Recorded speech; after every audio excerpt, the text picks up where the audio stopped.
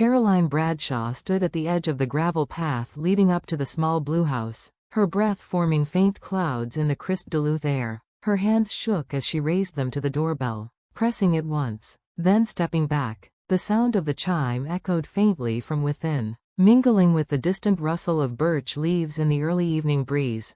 Would her grandmother even recognize her after all these years? Would she be angry that Caroline had never written, never called, never visited? The thought made her chest tighten painfully. The door creaked open. A small, silver-haired woman appeared, stooped slightly but still holding herself with quiet dignity. Martha Williams's face bore the fine lines of age, but her sharp blue eyes were instantly familiar. They were the same eyes Caroline saw in the mirror every morning. "Who is?" Martha began, but her words caught mid-sentence. Her expression shifted from confusion to disbelief, and finally, to overwhelming emotion. "Caroline?" she whispered. "Is it really you?" Caroline's voice trembled. "Hello, Grandma, may I come in?" For a brief moment, silence filled the space between them. Then Martha's eyes brimmed with tears, and she opened her arms wide. "My dear child," she said, her voice breaking, "you are always welcome in this house." Caroline stepped forward and fell into her grandmother's embrace. For the first time in years, she felt warmth that wasn't conditional, arms that held her without judgment or expectation. The walls she had built to survive cracked open, and tears began to pour uncontrollably down her cheeks. Inside, the house was small but cozy, filled with the faint scent of cinnamon and lavender, and lined with shelves of old books and photographs. A faded picture of Caroline's mother as a young woman sat on the mantelpiece. Caroline looked away. Over a steaming cup of chamomile tea, she told her grandmother everything. Her voice trembled as she recounted how she had discovered the chat messages on Vanessa's laptop, the life insurance change, the realization that her mother and sister were plotting her death. She spoke until her throat went dry, until her hands began to shake again. Martha listened silently, not interrupting once. Only when Caroline finished did she let out a long, weary sigh. "I always knew your mother had a hunger for money," Martha said quietly. "Even as a girl, she believed that money was the measure of love and worth. I tried to teach her differently, but I failed. I never imagined she would go this far." Caroline looked down, tears welling again. "I just don't understand. Why me? I did everything for them." Martha reached across the table and clasped her granddaughter's trembling hands. "Because you were the one who made their lives comfortable, the one who gave without asking for anything back. People like Elizabeth, they take until there's nothing left. But listen to me, you are safe now. Caroline, you're safe here." Caroline nodded, though a part of her still couldn't believe it. The next morning, Martha called her old friend, retired attorney Thomas Henderson. Though in his late 60s, Thomas still carried the firm confidence of a man who had spent decades in courtrooms. He listened carefully as Caroline explained everything again, jotting notes with his fountain pen. "You did well to take those photos," he said when Caroline showed him her phone. "These screenshots, combined with your testimony, are a start. But we'll need more. We'll need to contact the police right away." Meanwhile, in Cleveland, panic had erupted in the Bradshaw household. Elizabeth paced the living room, her perfectly curled hair slightly disheveled for the first time in years. "She's been gone all night," she muttered. "No calls, no messages. Where could she have gone?" Vanessa, seated on the couch with her arms folded, looked uneasy. "Her laptop's gone. Some clothes too. She ran off." Elizabeth turned sharply. "Do you think she found out?" "Found out what?" Vanessa snapped. "We were careful." But both knew the truth. The calm facade was cracking. They went to the police that afternoon, pretending to be heartbroken. "Please," Elizabeth said to Detective Jim Morrison, "find my daughter. She's been under a lot of stress lately." Her performance was perfect, trembling hands, watery eyes. Vanessa even added a post on social media, "My sister is missing. Please help us bring her home." Back in Duluth, Caroline sat in a quiet office at the local police station. The officer on duty, a kind woman named Sergeant Peters, listened attentively as Caroline described everything. When she saw the screenshots, the insurance policy records, and the medical reports showing traces of poison exposure, her expression hardened. "This is serious," Peters said. "We'll notify Cleveland immediately." Within days, the Ohio State Police had taken over the case, and Caroline's missing person file was reclassified as attempted murder. Investigators raided the Bradshaw home and found what Caroline had feared most: evidence of tampering with her car brakes and traces of thallium in their kitchen storage. Within a week, both Elizabeth and Vanessa were arrested. 2 months later, Cleveland County Courthouse. All rise. The words echoed through the courtroom, thick with tension. Caroline sat beside her lawyer, her palms sweating. Across the room, her mother and sister sat in the defendant's box, wearing orange prison uniforms. Elizabeth's expression was icy, while Vanessa looked pale and hollow-eyed. Prosecutor Karen L. stood and began reading the charges. Elizabeth Bradshaw and Vanessa Bradshaw, you are hereby charged with attempted murder, insurance fraud, and extortion. How do you plead? Not guilty, Elizabeth said sharply, chin raised high. Not guilty, Vanessa echoed weakly, her eyes flickering toward Caroline for a fleeting second before dropping to the floor. Over the following days, the courtroom became a battleground of truth and denial. The prosecution presented digital evidence, forged signatures, chat records, and screenshots, alongside testimonies from forensic experts and Caroline's colleagues. They detailed years of financial exploitation, unauthorized withdrawals, and emotional manipulation. The jury sat frozen as the prosecutor declared. The defendants treated Caroline not as a daughter or sister, but as a bank account. When her money was not enough, they decided her life insurance was worth more. When Jonathan Bradshaw, Caroline's estranged father, was called to testify, Caroline could barely breathe. He looked older, his once strong frame now stooped, but his voice carried the same gentleness she remembered from childhood. He told the court how Elizabeth's obsession with money had destroyed their marriage, how she once proposed staging his death for insurance money. I left because I knew she was dangerous, he confessed, but I never thought she'd turn that darkness on Caroline. As the testimony continued, Vanessa's composure began to crack. On the 7th day, she broke down on the stand, confessing everything. Her sobs echoed through the courtroom as she admitted, Mom made me do it, but I helped her. I thought it was the only way she'd love me. Elizabeth glared at her daughter from across the room, silent, seething. Finally, it was Caroline's turn to testify. Standing before the court, she relived every moment: the poison, the fake smiles, the discovery that her own family had plotted her death. Her voice wavered, but she spoke until her tears ran dry. When the verdict was announced, guilty on all counts, Caroline felt as if she could finally breathe. Elizabeth was sentenced to 15 years in prison. Vanessa, for her cooperation, received 8. Outside the courthouse, Caroline stepped into the sunlight. Martha waited for her at the steps, holding out her hand. It's over now, my darling, she whispered. Caroline nodded. Yes, but it's also the beginning. 3 years later. The gentle hum of pages turning filled the Duluth Public Library. Caroline stood by the large window, sunlight streaming across her desk. The woman who once trembled in fear now carried a calm confidence. She had rebuilt herself, quietly and completely. Caroline, came a warm voice behind her. It was David Martin, a kind history teacher she'd met at the library 2 years ago. He smiled as he handed her a book. You always know where everything belongs. Caroline laughed softly. I try. Their hands brushed as she took the book, and for a brief moment, time seemed to pause. In a month, they would be married. That evening, at home, Martha was tending to her flowers. She looked up and smiled as Caroline approached. You're glowing, she said. Happiness suits you. Caroline hugged her grandmother gently. You gave me back my life, Grandma.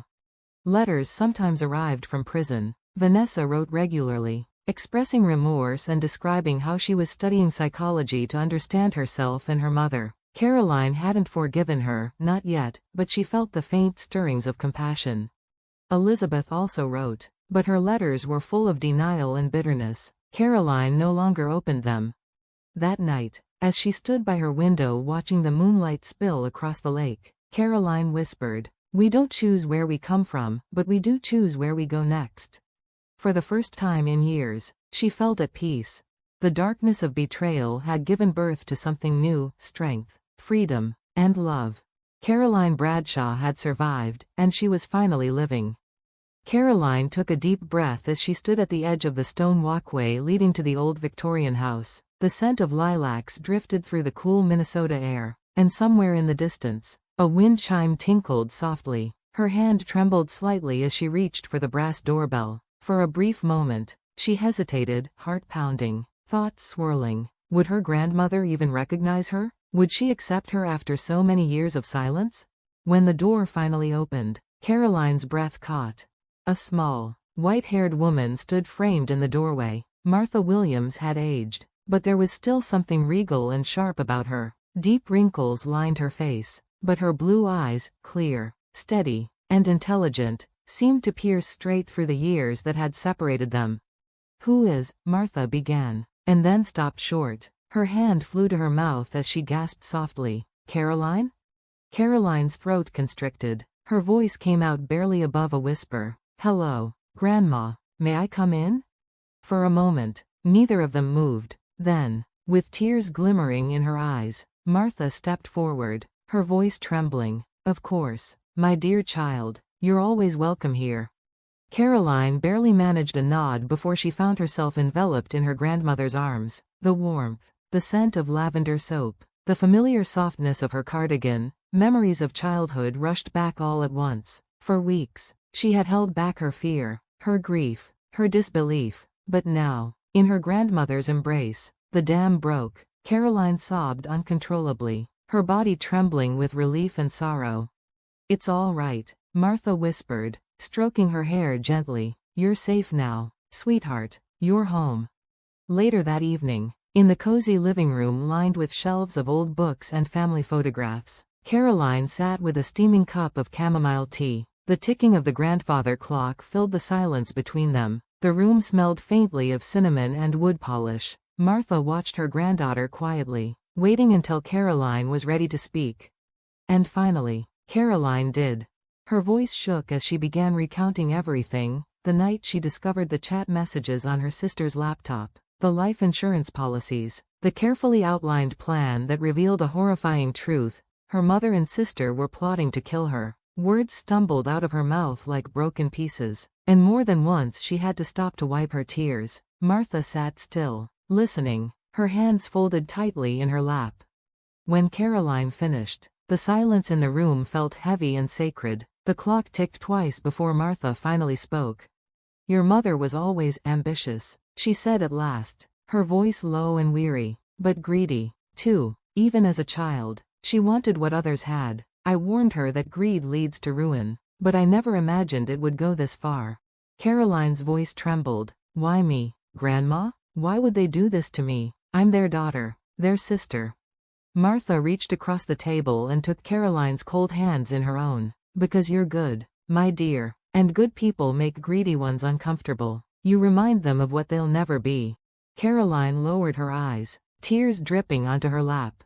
Martha squeezed her hands. "You'll stay here with me," she said firmly. "No one will harm you, not while I'm still breathing." The next morning, sunlight streamed into the small kitchen. Martha stood by the window, speaking on the phone with a calm authority that came from years of experience. She had called an old friend, Thomas Henderson, a retired attorney who owed her more than one favor.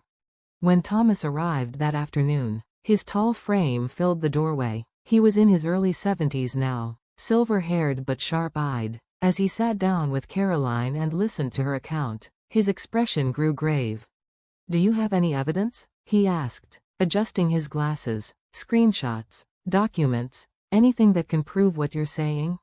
Caroline hesitated, shaking her head. I was too scared. I didn't think straight." Then suddenly, her eyes widened. "Wait, I took pictures with my phone before I left, just in case." She rummaged through her bag and pulled out her old phone, inserting the battery again with trembling fingers. As soon as it powered on, notifications exploded across the screen, dozens of missed calls and desperate messages from her mother and sister. Ignoring them, she opened her photo gallery. There they were. Screenshots of the chat logs, plans, amounts, mentions of finalizing something that made her stomach twist. "Will this be enough?" she asked, handing her phone to Thomas. Thomas studied the screen, frowning. "It's not everything," he said carefully. But it's enough to start an investigation. We'll take this to the local police. They'll contact Cleveland once we file a report. Meanwhile, hundreds of miles away in Cleveland, chaos was brewing.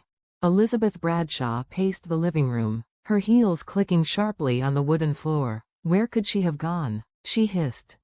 She ran away, Vanessa said flatly, crossing her arms. Some of her things are missing. Elizabeth froze. You think she found out? Impossible, Vanessa snapped. We were careful. She couldn't have seen anything.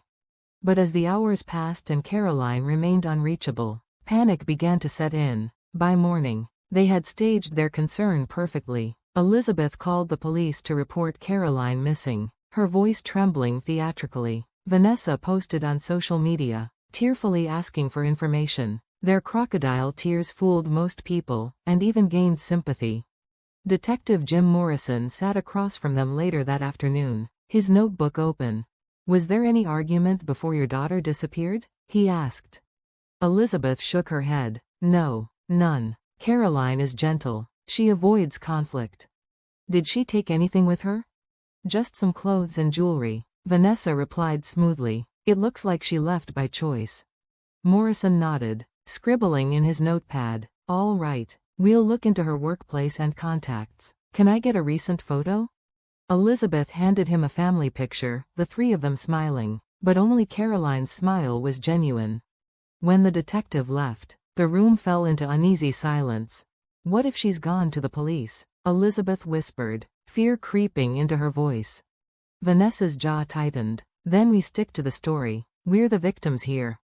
Back in Duluth, Caroline sat in a small police office beside Thomas and Martha. The young officer assigned to her case looked skeptical, until he saw the evidence. As the images, financial records, and life insurance policies began to piece together, his expression hardened.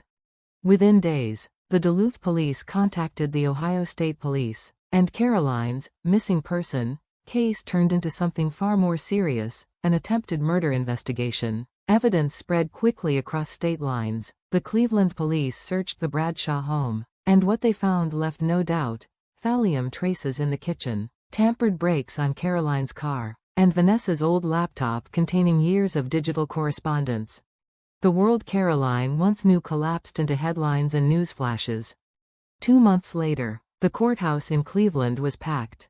All rise. The bailiff's voice echoed as the judge entered. Caroline sat beside her attorney, her hands clasped tightly in her lap. Across the courtroom, Elizabeth and Vanessa wore orange prison uniforms. Their expressions were a haunting mirror of each other, defiance on one face, guilt on the other.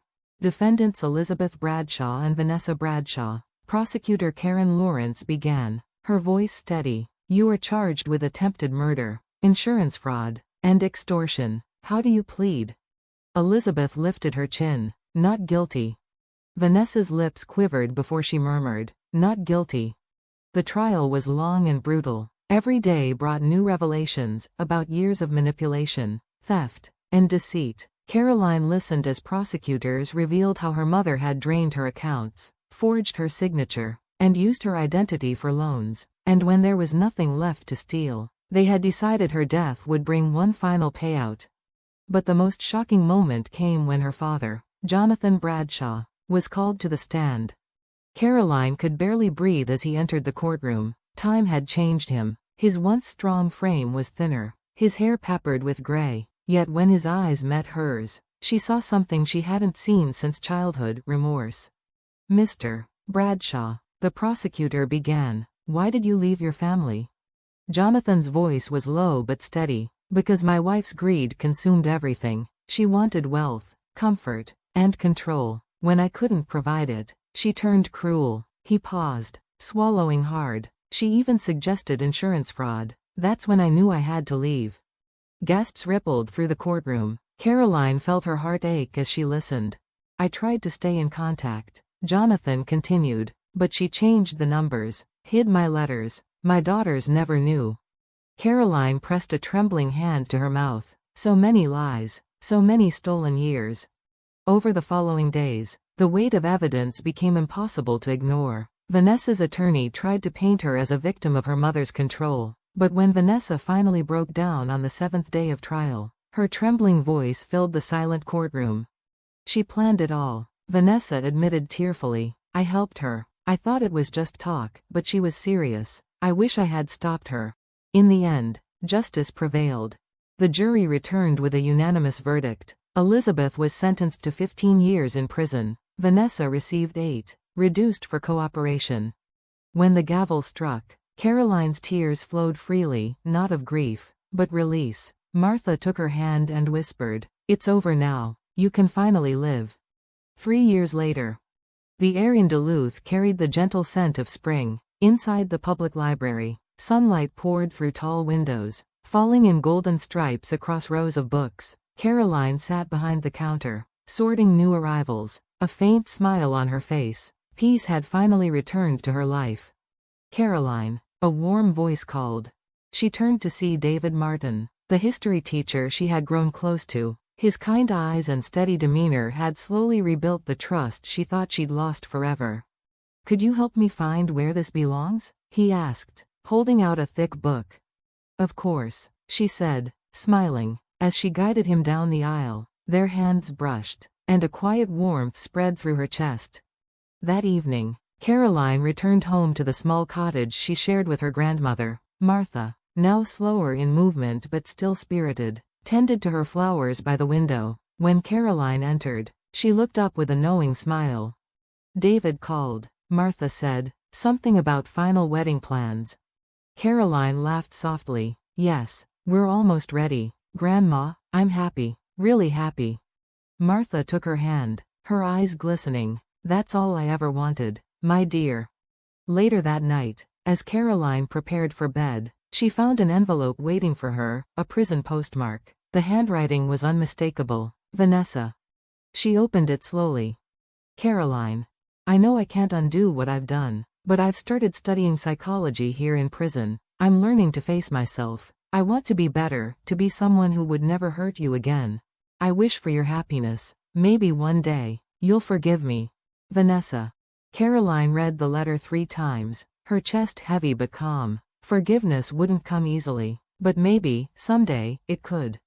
Another letter had arrived weeks earlier, from Elizabeth, filled with blame and denial. Caroline hadn't replied, and she never would. "She won't change," she whispered to herself, "and that's no longer my burden." As the moonlight poured across her floor, Caroline stood by the window, looking out at the quiet street. She had survived the unthinkable, lost everything, and built herself anew. Her past no longer defined her. "We can't choose where we come from," she murmured, "but we can choose where we're going." Outside, the night air was cool and peaceful, and for the first time in a long, long while, Caroline felt completely free.